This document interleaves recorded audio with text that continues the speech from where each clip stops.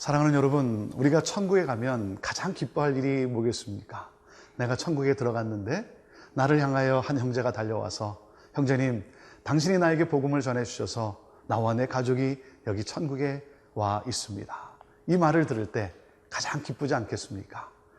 우리의 삶에 무엇이 하나님께 자랑이 되겠습니까? 그것은 내가 복음을 전했고 내가 말씀을 나누고 섬긴 가운데 예수 그리스도를 따르는 예수 그리스도의 제자가 되어지는 그러한 변화된 성도들의 모습, 그 형제의 모습, 여러분, 이것이 자랑이고 이것이 나의 기쁨 아니겠습니까?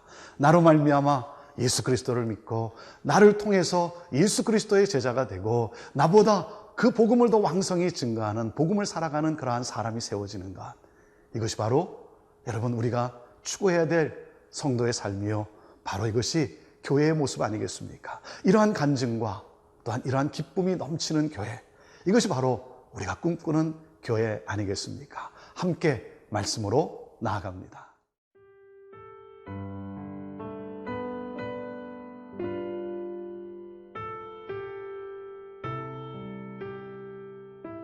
데살로니가전서 2장 1절에서 20절 말씀입니다. 형제들아, 우리가 너희 가운데 들어간 것이 헛되지 않은 줄을 너희가 친히 아나니, 너희가 아는 바와 같이 우리가 먼저 빌립보에서 고난과 능욕을 당하였으나 우리 하나님을 힘입어 많은 싸움 중에 하나님의 복음을 너희에게 전하였노라.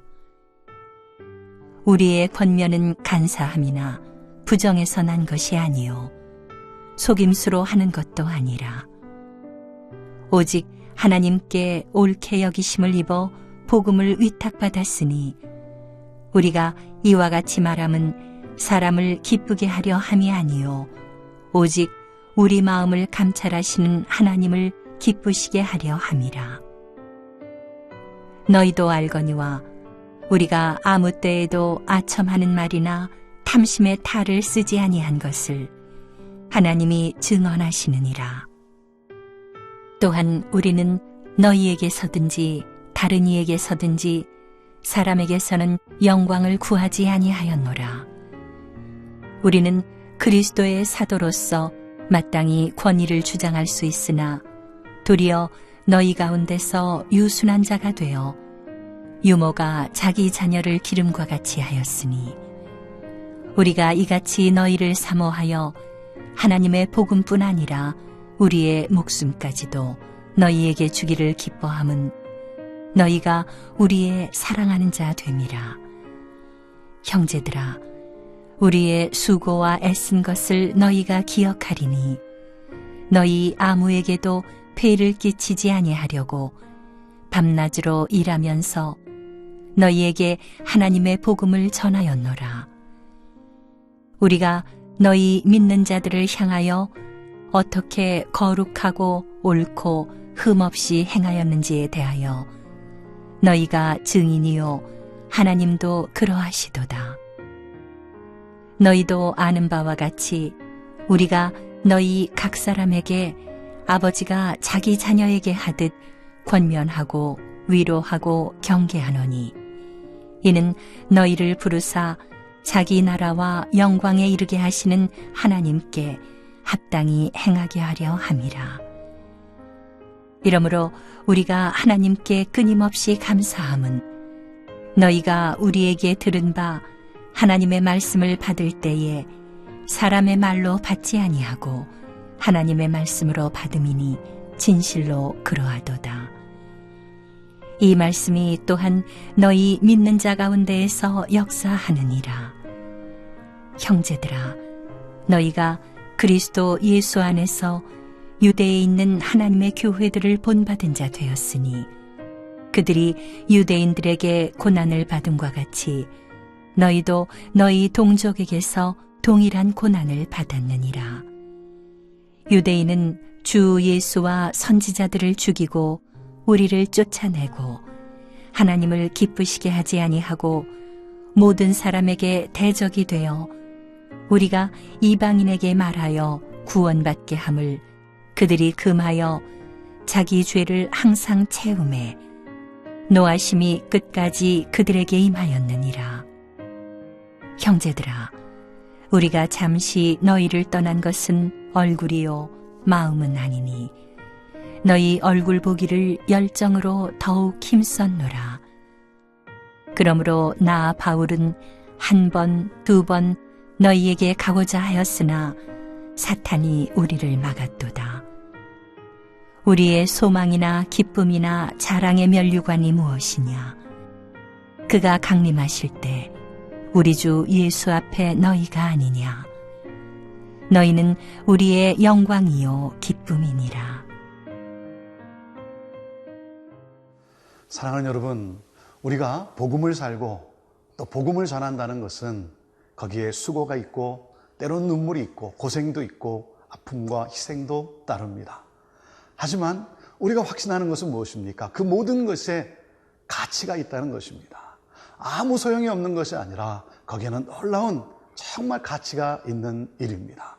그렇기 때문에 우리는 때로 눈물을 흘려도, 우리는 때로 희생해도 우리는 그것을 고생으로 생각하지 않고 오히려 기쁨으로 여기며 살아가는 것입니다. 그래서 사도 바울은 이렇게 권면하고 있습니다. 1절입니다. 형제들아, 우리가 너희 가운데 들어간 것이 헛되지 않은 줄을 너희가 친히 아나니. 2절, 너희가 아는 바와 같이 우리가 먼저 빌립보에서 고난과 능욕을 당하였으나 우리 하나님을 힘입어 많은 싸움 중에 하나님의 복음을 너희에게 전하였노라. 고난과 능욕을 당하였지만 그런 가운데서도 무엇입니까? 복음이 흘러 들어갔다는 것이죠. 복음의 능력이 그들에게 임했다라고 하는 것이죠. 그래서 우리는 기뻐하는 것입니다.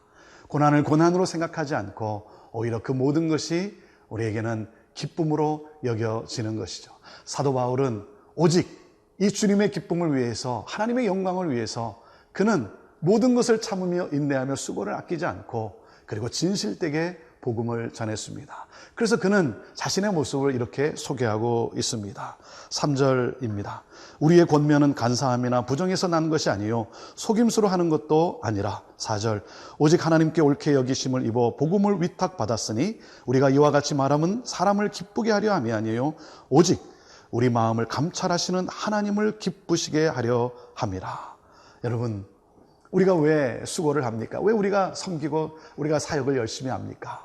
우리가 사람들에게 인정을 받으려고 하는 것, 여러분, 그것이 먼저가 아니고 그것이 우리의 목적이 아니라 하나님으로부터 인정받는 것, 그것이 가장 중요한 것이죠. 그래서 사도 바울은 내가 모든 수고를 하지만 그것이 내가 너에게 자랑하고자 하는 것이 아니라 나는 하나님의 기쁨이 되기를 원했다. 하나님으로부터 인정받는 삶, 오직 코람데오, 하나님 앞에서. 그래서 그는 이렇게 또한 고백합니다. 5절입니다. 너희도 알거니와 우리가 아무 때에도 아첨하는 말이나 탐심의 탈을 쓰지 아니하는 것을 하나님이 증언하시느니라. 6절, 또한 우리는 너희에게서든지 다른 이에게서든지 사람에게서는 영광을 구하지 아니하였노라. 그는 하나님의 영광을 위하여 모든 수고를 아끼지 않았다라고 고백을 하고 있습니다. 사랑하는 여러분, 우리가 애쓰는 것, 복음을 전하는 것, 우리가 수고하는 것은 무엇입니까? 하나님의 영광을 위하여. 여러분, 우리가 잘 아는 다윗이 골리앗을 향하여 나아갑니다. 왜 그랬습니까? 하나님을 모욕하는 그 골리앗, 다윗은 견딜 수가 없었습니다. 어찌 하나님의 이름이 땅에 떨어질 수 있는가? 하나님의 이름을 위하여, 하나님의 영광을 위하여 그는 어떤 것을든지 그는 힘있게 달려나갔다는 것이죠. 하나님의 영광을 위하여 살아가는 이 사도 바울의 모습, 그 모습이 바로 데살로니가 성도들에게 큰 도전과 감동과 교훈이 된 것이죠. 그리고 사도 바울은 결코 자신의 권위를 주장하지 않았습니다. 주장할 만한 권위가 있었지만 주장하지 않았습니다. 왜 그렇습니까? 8절 말씀입니다. 우리가 이같이 너희를 사모하여 하나님의 복음뿐만 아니라 우리의 목숨까지도 너희에게 주기를 기뻐함은 너희가 우리의 사랑하는 자 됨이라. 그는 오직 성도를 향한 사랑이 있었습니다. 성도들을 위해서 헌신을 했습니다. 나의 모든 것을 다 주어서라도 그들이 복음으로 돌아올 수만 있다면, 복음으로 세워질 수만 있다면 오직 그것을 하나님의 기쁨으로 여겼던 사도 바울.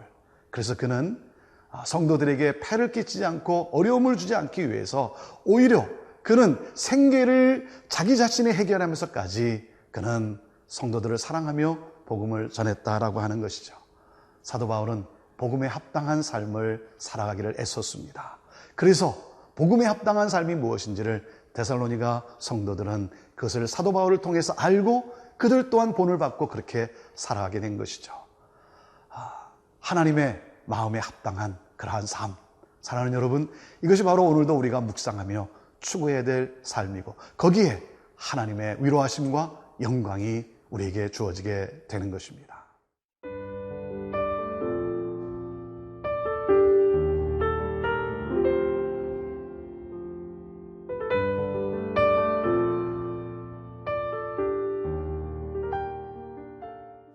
사도 바울이 자신의 인생을 통해서 성도들에게 보여주고 싶었고 권면하고 싶었고 나누고 싶었던 그것은 바로 하나님께 합당한 그러한 삶을 살아가는 것이라는 것입니다.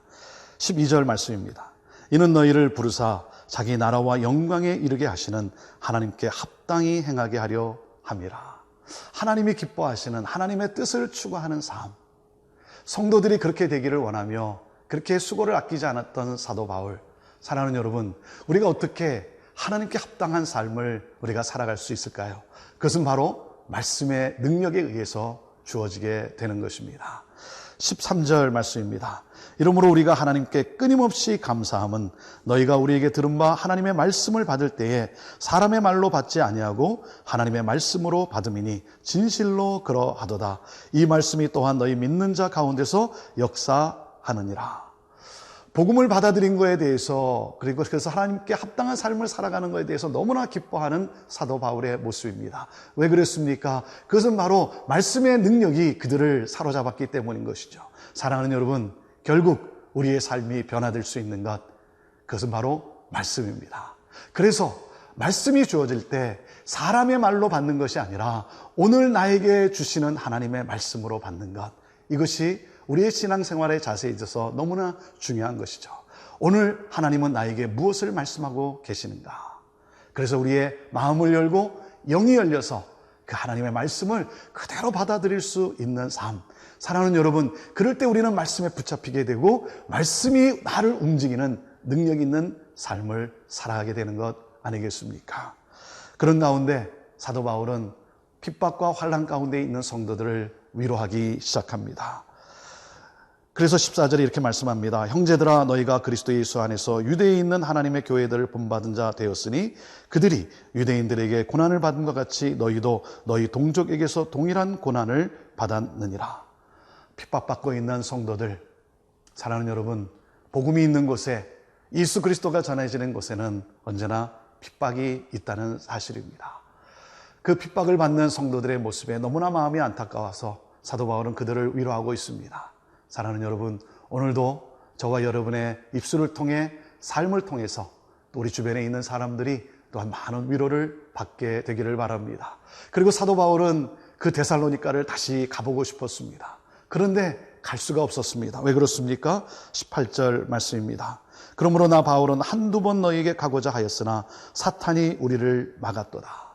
정말 데살로니가에 있는 성도들을 보고 싶었는데, 그런데 사탄이 방해해서, 사탄이 가로막아서 못 가고 있었다는 것이죠. 하지만 데살로니가 성도들은 사도 바울의 면류관이고 사도 바울의 자랑이고 사도 바울의 기쁨이었던 것입니다. 사랑하는 여러분, 우리의 희생과 우리의 섬김, 그 사랑의 수고는 결코 헛되지 않습니다. 우리의 수고와 우리의 섬김을 통해 예수 그리스도를 믿고 그리고 그리스도의 제자가 되는 그러한 놀라운 삶, 여러분을 통해 오늘도 많은 영혼들이 주께로 돌아오고 그리고 하나님을 경배하는 그러한 놀라운 역사가 있게 되기를 바라고, 그 기쁨을 누리는 저와 여러분 되기를 바랍니다. 그 간증이 많이 있는 우리의 교회가 되기를 위해 함께 또한 기도하기를 바랍니다. 기도하겠습니다. 하나님 아버지, 해산의 수고, 해산의 고통, 그러나 그것은 수고와 고통으로 끝나는 것이 아니라 거기에 기쁨과 영광이 있음을 믿습니다. 그 영광을 보고 오늘도 복음의 삶을 살아가는 우리 모든 성도들 다 되게 하옵소서. 예수님의 이름으로 기도합니다. 아멘.